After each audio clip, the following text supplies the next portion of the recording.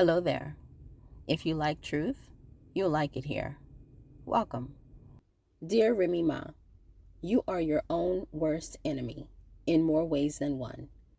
Full disclosure, sometimes we women put ourselves in our own predicaments. Because we want our man to look good, we tell others good things about him. And maybe in the beginning, those good things are true. We promote him as a protector to our fathers and father figures. We promote him as thoughtful to our mothers and mother figures. We promote him as sexually proficient and capable of blowing our entire back out to our close friends, and we promote him as financially successful to our work friends. When we like or love a man, we keep his name in our mouths. This man can do no wrong, and we often get stuck in this storyboard even after we've seen that he can, in fact, do some wrong. We've already put it out there that he's fantastic and perfection, and we keep the lie going long after he's shown us that he is not fantastic, nor anything close to perfection. He forgets a special occasion where we thought we would go out to dinner. So, the next day, instead of telling our friends he forgot that occasion, we simply tell them that he decided we'd stay home and enjoy a romantic evening alone together. We may even embellish that he cooked for us, when we know the truth is that he picked up some fast food for us as an I'm sorry. Or maybe he didn't even do that, and we cooked ourselves. As he continues to drop off, we don't let anyone know about that.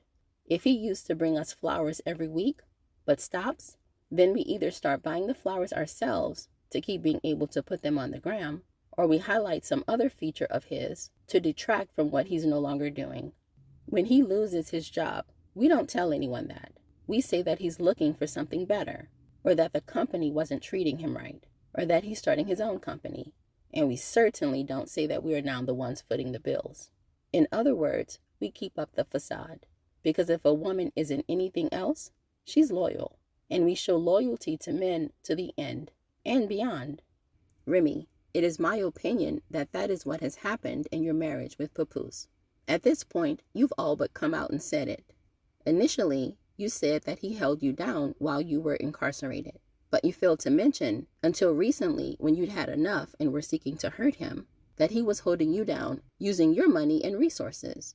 What you really meant when you said that he was holding you down was that he was visiting you. That's it. That's all. Because the person holding you down was you. You were doing your time while also not only supporting your household, but according to you, you were also supporting the household of his children, many of whom you had not yet established a close relationship with. But that doesn't sound as good, right? It doesn't sound as good to say, hey world, I financially supported several households while also doing my time. I was Santa Claus as well as inmate number 45678. No, as women we like elevating others, especially our men, even if it means we don't look as good. We think if they look good, then that looks good on us. And that's good enough for us. This mentality even extends to our children, but I'll get into that some other time. The point is, you won't be the first woman to have caped for a man, and you certainly won't be the last. Case in point, you bought your own push present, but you claimed it came from your husband, Papoose. Why do you think you did that? Why do you think you felt the need to do that? I'll tell you why. It's because, as women, we are conditioned to be caregivers and to put others above ourselves. Plus, in your field of entertainment, there's also the stimulus of needing to stunt and show off. You've got to buy 17 cars and 18 houses, which is why those in the entertainment field often go broke while pretending to not be. But that's a story for another day. The point is, you bought a new vehicle that you likely didn't even need just to be able to show your husband in a good light.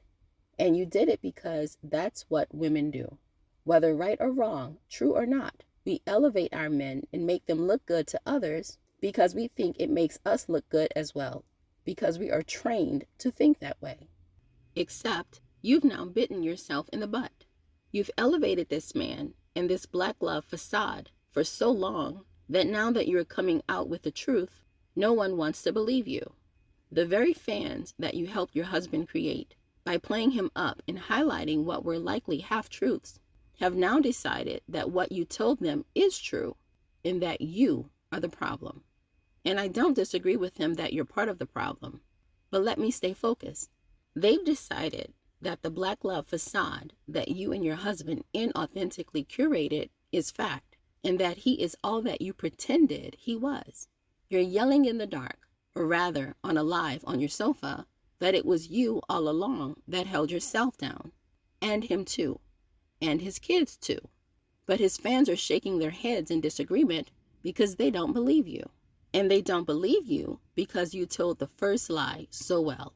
You sold the first lie that he was your knight in shining armor who supported you financially and emotionally while you were incarcerated, who bought you expensive push presents after you had his baby, so well that now that you're saying he did not support you financially, you supported him, and that he did not support you emotionally, he was sleeping with his baby mamas and you knew and had to fight them later on, some don't believe you.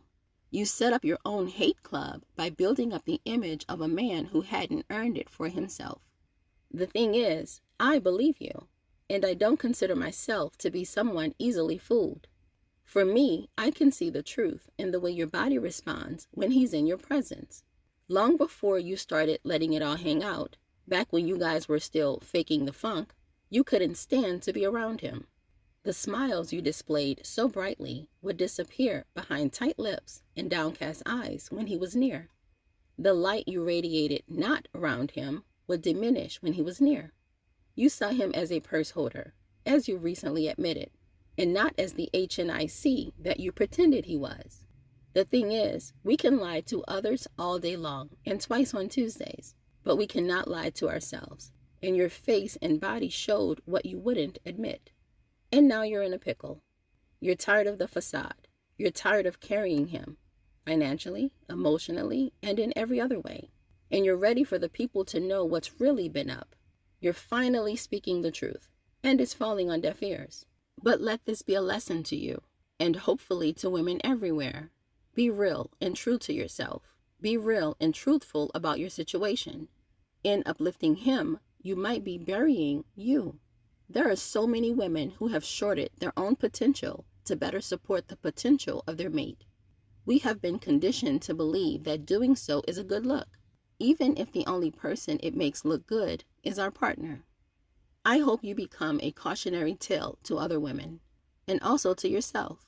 And as much as I can see that you still love your husband, and that your hope was that he would grow up and become the man you pretended he already was, my hope is that you let him be the last man you inauthentically elevate. If you're that girl, say it. If you're holding it down for yourself and others, say it.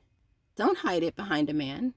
Don't hide it behind your husband should you guys decide to reconcile after having a conversation and not a marathon of lives.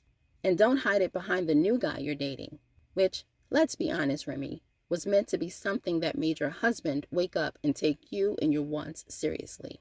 I mean, you couldn't have picked out a more papoose-looking man if you tried. Your new guy looks more like papoose than papoose looks like papoose in certain pictures. It is clear that with your husband is where you ultimately want it to be. But he didn't get the memo. And I don't think involving another guy was the best way to send the memo. That isn't fair to the new guy, and it wasn't fair to the marriage, even if you guys did decide you would just stay married on paper only. You wanted papoose, and not the rental version you have now. But you created your own problem because you had built up an image of your husband so good that even he believed it.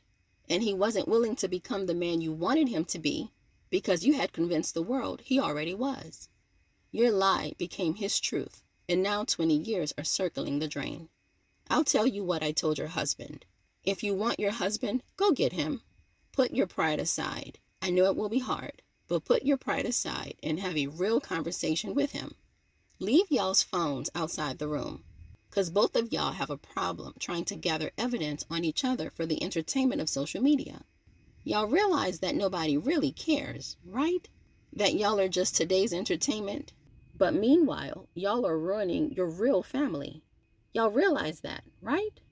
Anywho, have a private talk with your husband and tell him that you need him to be the man y'all pretended he was. Tell him that you want a little bit of being carried and not of doing all the carrying, and see what he says. or y'all can go your own ways. In either case, let this be the last time you play Build-A-Man. Next time, focus that attention on your own greatness, and then tell 3 women to do the same. All right, y'all. That's it, and that's all.